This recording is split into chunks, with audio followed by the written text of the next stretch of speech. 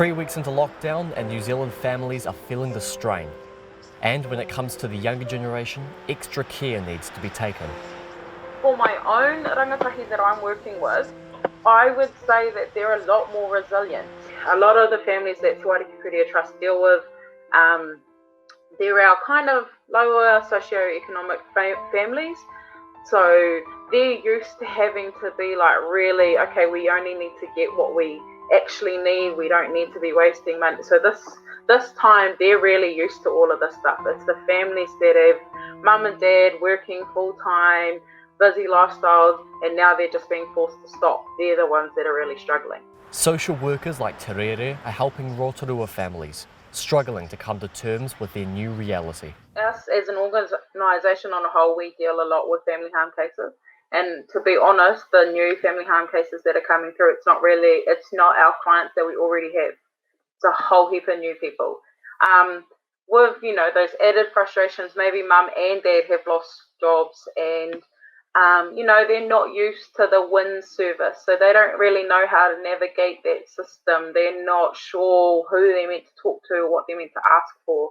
You've got all these financial pressures, and in the past, maybe they lived life a bit too golden, and now they're kind of coming into the reality of, okay, well, we've gone from 2 incomes to none. We've got a mortgage to pay. We've got this to pay. We've still got to keep food on the table for our kids.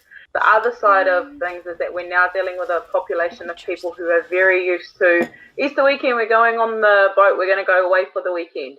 Now they're looking at, actually, we might have to sell that boat because we can't afford it.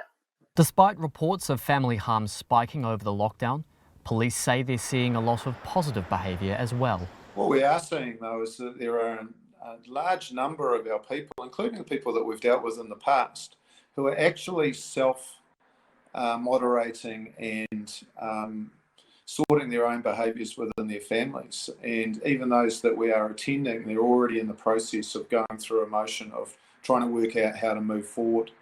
And that might be that somebody's gone for a walk for a bit of a cool down and they've come back while we've been there and things have been fine. What we are also seeing is that a lot of these family units are actually utilising this time to actually become a better family, which is quite impressive when you think about it. Part of it could be that their neighbours are home. There's more people around.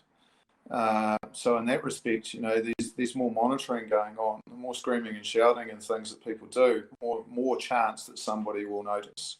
For a minority of young people living in these environments, it can be tough to stick to lockdown rules.